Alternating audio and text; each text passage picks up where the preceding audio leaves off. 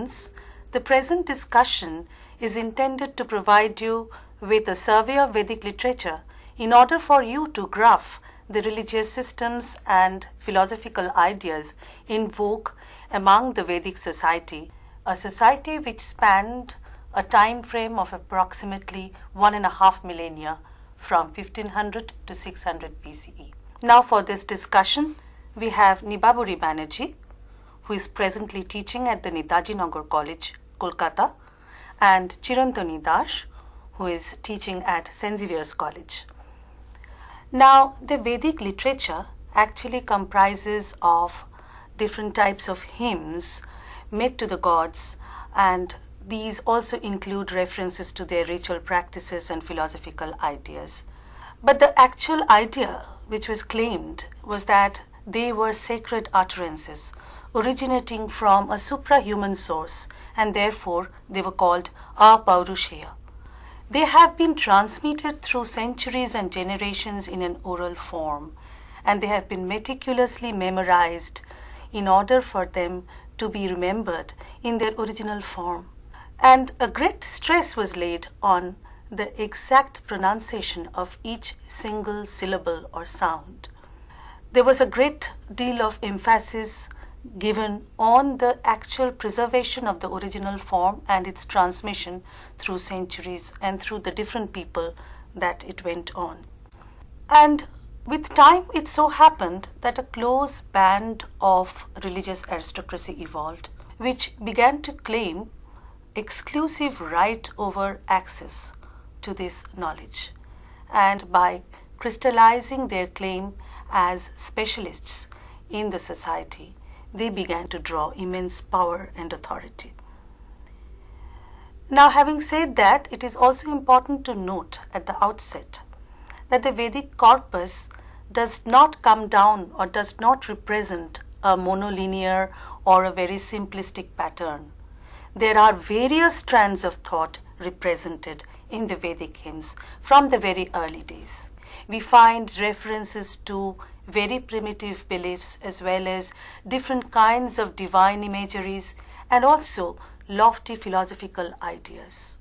For example, we have on the one hand references to simple magical rites, and on the other significant allusions to very high philosophical ideas and questions about creationism.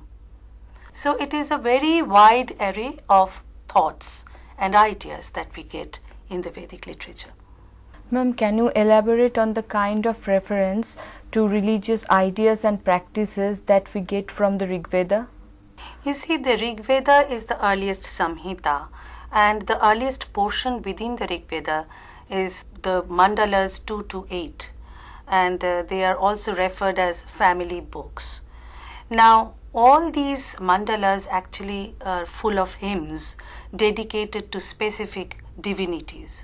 The concept about existence, which is also in the sense of material as well as spiritual existence, was conceived of in the Vedic corpus as existing within a span of 3 realms. So they envisaged a sky realm as well as an earth realm as well as a middle realm. And all the divinities, all the imageries of the divinities were actually absorbed from their experiences in life, living within these 3 realms. We find that there are references to different kinds of specific divinities. So it is not a very fixed or neatly ordered pantheon that we get. It's a polytheistic situation. Various kinds of divinities have been mentioned, and very interestingly enough, there is no ordered hierarchy, and therefore each of the hymns dedicated to a specified deity would worship that particular deity as the supreme god. So we have references to, for example, Agni and Indra, both as very supreme gods in their dedicated hymns. On the other hand, there are also references to a number of semi-divine demigods like the Gandharvas and Asuras, and also sorcerers and different kinds of spirits. And this actually opens up a whole array of the imageries that they had drawn from their experiences and from their imaginations from actual life. For example, interestingly enough, they also allude to the legendary warfares, battles between the demons and the gods, which were actually based on their experiences about intertribal or intratribal warfare. So whatever imagery was drawn from their own life experiences. Ma'am, can you enlarge upon the imageries a bit more? Yes, you see, the first question would be to ask from where did they derive the abstract ingredients in order to build up this kind of concepts of divinities. It seems that, most of the divinities were based on how they understood the natural forces, either fire or air or wind. So these were the sources, natural sources from where they drew their inspirations in order to envisage a certain kind of a god. As also we find that, there was a long history of such conceptualization. We have some references, the earliest gods like Mitra and Varuna were actually probably drawn in their Indo-Iranian days when they were moving through Iran, because we also have references on the Iranian side to the similar kinds of gods. On the other hand, they also absorbed ideas from people with whom they came into contact in their long migratory route into the Indian subcontinent. And when they reached the Indian subcontinent, once more they derived a lot of new ideas and inspirations from the local indigenous folks. In the third stage, this transition into sedentary life led to the creation of new gods like Agni, Prajapati and Yama, Yes. who became more and more prominent. Right. And ma'am, the deities were generally visualized in an anthropomorphic form with elaborate details of the physical features. I think there is no clear indication of any idol worship, but in the later phase, the deities associated with various natural forces would often outgrow this connection and assume a more complex identity. Ma'am, we know that Rig Vedic people worshipped numerous gods. What were the principal ones? You see, in the days of the Rig Veda, as I have already mentioned, the earliest and the most powerful gods that were envisaged were Mitra and Varuna, and they were sometimes worshipped together, they were invoked together. Mitra is a solar god, and we shall talk about it later, but Varuna was a very principal god. They have also been referred in the Boghaskoy inscription, which was recovered from Syria, which refers to the Mitanni beliefs. There we find references to Mitras, Urvanas and Indra. So these are all repeated in the Vedic literature also. Varuna was first envisaged as a sky god, and the hundreds and thousands of stars were thought to be his eyes. He was regarded as a god of justice, and it was also claimed that Varuna, with his unblinking eyes, watched all evil deeds committed anywhere within the three realms. He had been bestowed with the powers of surveillance and omniscience. He is regarded as the supreme god. The concept of morality and justice was therefore linked up with the conceptualization of Varuna as a god, and this finally came on to be ascribed with the authority of kingship. Finally, Varuna's imagery would be linked up with that of the god of mighty oceans. And some of the earliest verses in the Rig Veda were dedicated to various dimensions of the solar gods like Surya, Savitar and Mitra, representing different dimensions. Minor figures like Aryaman, Bhaga, Mitra, they were held in great esteem by the pastoralists and the food gatherers. Mitra and Varuna were the custodians of the Rita, the primordial law, or the cosmic order, which also encapsulated the social order of the mundane realm. And next we'll come to the question of Indra, who was the principal war god, always very eager to strike down the demons in the battle or to obliterate the settlements of the Dashas and Asuras. Many myths were associated with him. But one of the important or the most important one is the myth of demon Vritra.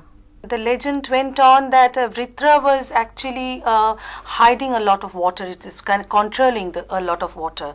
Indra actually killed Vritra with the use of his very powerful thunderbolt, which was made out of the bones of the sage Dadhicha, and therefore released the waters.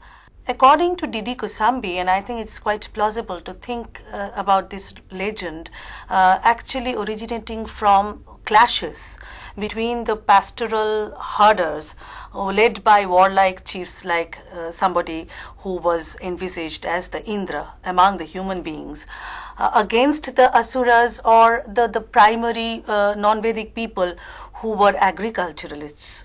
And this actually refers to the breaking down of the dams, irrigation dams that were built up by these agriculturalists. Probably, according to many scholars, it seems that this was an allusion to the clashes between the agriculturalists who were the primary Chalcolithic people, indigenous Chalcolithic people of the subcontinent, and the incoming hordes of Indo-Aryan speaking people. So yes, legends from the common experiences, human experiences, were kind of built up into myths and legends with reference to the play out of gods and goddesses and demons and other semi-divine deities.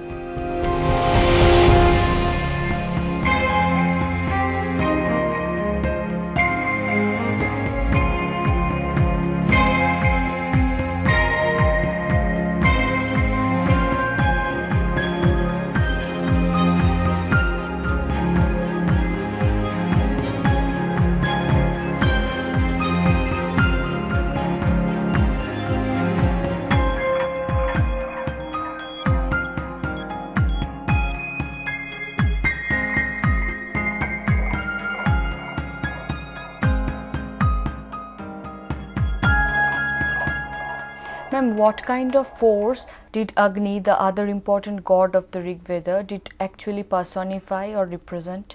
You see, almost every mandala in the Rig Veda actually begins with a hymn dedicated to Agni, and obviously therefore he was quite an important god.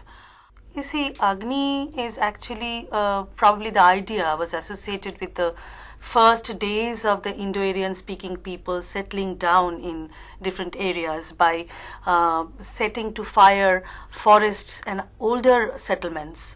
So the concept of Agni was actually divined as one who was actually a divine priest. He was a mediator between the humans and the gods. He was a purifier, and his attributes were that he was associated with all kinds of rituals, the household rites like the family union or marriage union, or even the cleansing effects by cremation fires and all that, as also the spiritual fire of emanating out of a meditating priest or seer. So all these are taken together into the idea of one of the purest elements which were conceived of in the nature of Agni. He was also the one who actually put the prayers of the human beings up to the gods, to the levels of the gods. The status of Rudra Shiva was potentially strong in the Rig Veda, and the god was frequently invoked for the protection of cattle and other domestic animals of the people, which was the principal wealth of the people. Now, Rudra was the central lunar god. The few hymns dedicated to him actually reveal the great destructive potential of the god. However, in the Rig Veda, his benign character was emphasized, to whom people ran seeking for grace and protection. He was invoked for long life, progeny and prosperity. Now, Maruts were conceived as the sons of the Rudra, who in their plurality drove across the sky in chariots, causing rain and storms. They were the wind gods. Yeah. Yes. Ma'am, the Usha, the dawn goddess, was the only important female deity in the early phase. Almost 20 hymns have been dedicated to her. Some of the hymns beautifully composed and describe the ever youthful loveliness of Usha.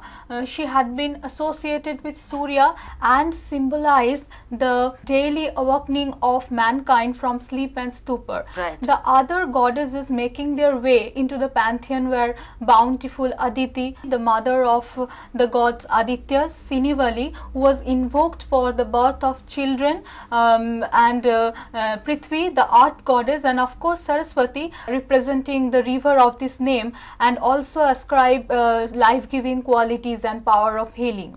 I might just add that the concept of the sacred cow, Surabhi, as also the earth, mother, that concept was also there.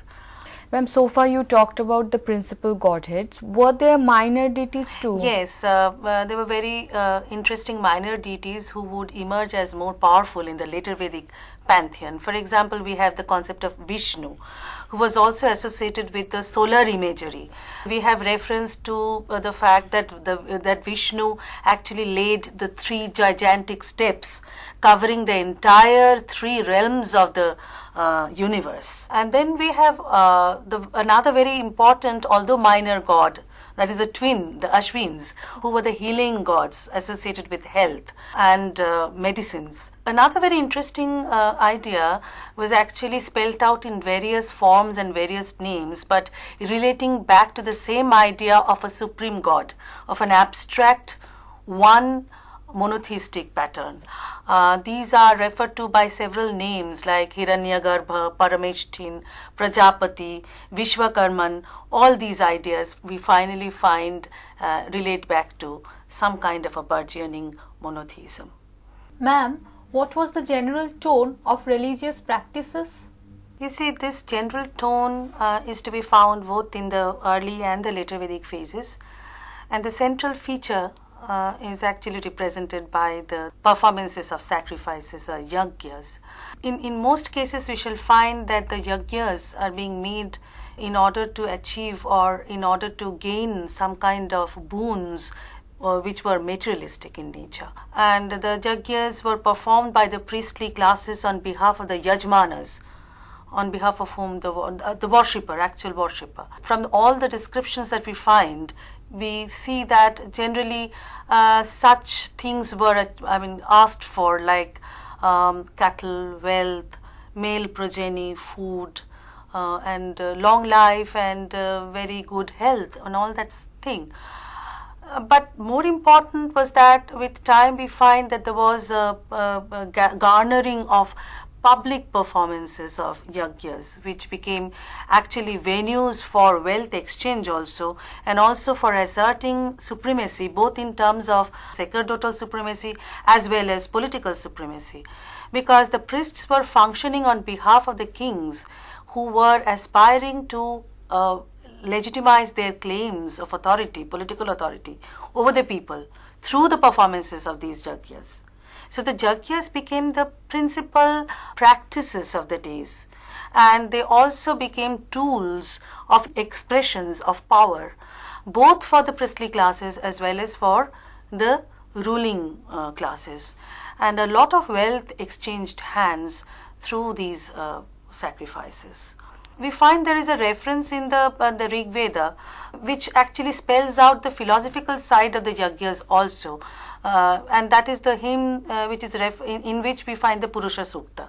The Purusha Sukta is actually reference to a very high kind of yajna, where the first victim, the original victim, was the original primal being, from whose body, after he was victimized in the yajna, arose the entire universe with, and the first enunciation of the fourfold caste system is also there.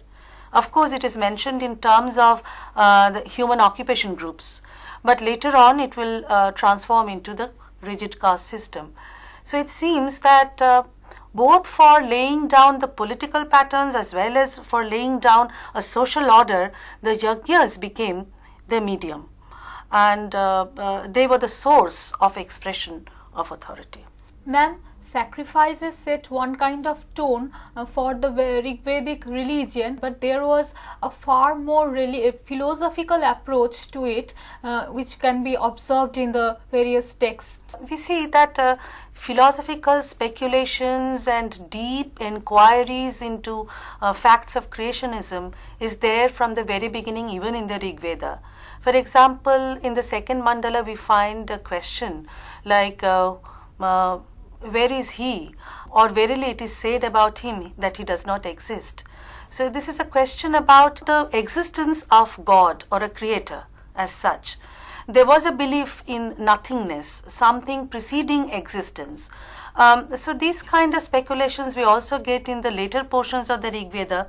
For example, there's a beautiful hymn, the Nasadiya Sukta, where a dialogue between a teacher, a master and his disciple is played out, where they transcend all kind of ordered practices of rituals, etc., and go beyond to questioning the biggest questions asked throughout the world from time immemorial, is that from where do we come to exist?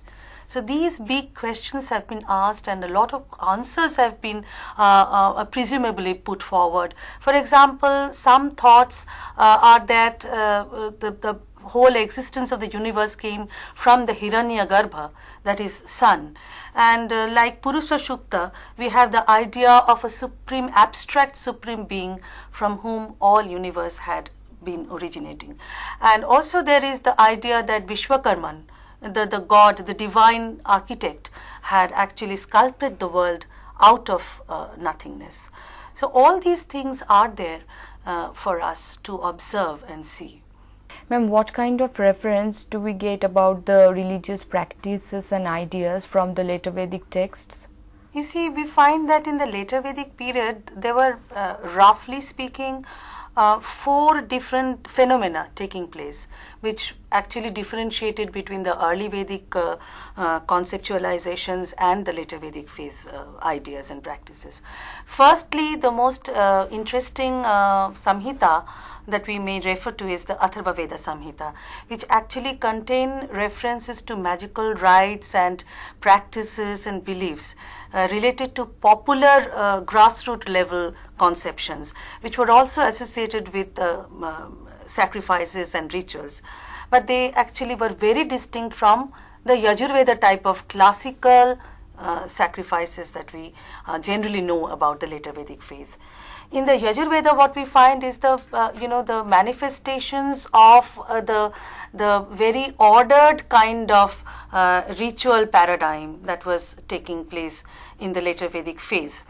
And there was also the kind of attempt made to control the society, to impose the ritualistic practices in the everyday life of the people. Thirdly, a very interesting fact is that the minor gods that we find in the Rig Vedic days actually get transformed into some major gods in the later Vedic phase. For example, Rudra and Vishnu, they were the minor gods, but they became major gods in this period, and they absorbed some attributes which were probably derived from the local practices and belief systems. The last feature that we find very interestingly enough is that there was also the conceptualization of a supreme god, an abstract notion with various names and attributes or different aspects given to them. As I have already told you, for example, the ideas of Prajapati or Parameshthin or Brahmanaspati or Brihaspati, etc. It is interesting to note that the imagery of the Great Mother, the source of all life, was taking shape in latter Brahmana text. The Vajasanai and Taittiriya Samhita invoked Ambika, who was given a share in Triambaka Homa. In the Taittiriya Aranyaka, there are references of Durga or Durgi, Ambika and Kanyakumari and Katyayani. The major shift that came in the later Vedic period was witnessed in the Aranyakas and the Upanishads mainly. These were supposed to be composed by sages who had retreated from mundane life and had gone to the forests to live in seclusion and to meditate. Now, meditation had assumed a great lot of importance in these days, and through meditation, the control of entire body and mind was sought, and the whole goal was actually to achieve knowledge about the ultimate reality. So it seems that there was the development of a tradition away from the sacrifices and the ritualistic practices laid down in the Yajurveda and other such Samhitas and Brahmanas. Aranyaka and Upanishads therefore reflect a different strand of belief system altogether. What we find is that the main question that was in the minds of these kind of believers was to answer the abstract ideas of creationism, and they also kind of thought about life after death, and it was understood in terms of heaven and hell, no doubt. But it was also claimed that heaven could be achieved not only through sacrifices, but also through the knowledge about the reality. So this is a very major change, a path-breaking change that had occurred in the Aranyakas and the Upanishads. But that is not to say that the thoughts that is reflected in the Aranyakas and Upanishads had been handed down from the Brahmanical worldview alone. It is very possible, and scholars are of the opinion, that different sections of the society had contributed to the evolution of this kind of high philosophy about life and existence. The simplistic thoughts are reflected in the more ritualistic part or more materialistic part of Rig Veda or the Brahmanas cannot explain this kind of generation of a lofty philosophy. In fact, in the works of B.M. Badua or even Oldenburg, we have references to the Upanishadic foundations of Buddhist thoughts. So it is a possibility that in the Vedic literature taken as a whole, we have reflections of different strands of thought contributed by different sections of the thinkers in the society. But of course, it gives us a variegated picture of the belief system of the philosophies. And of course, we can say that we acknowledge the contribution of the Vedic belief system to even the present day conceptualizations, especially in the dominant religion in our country.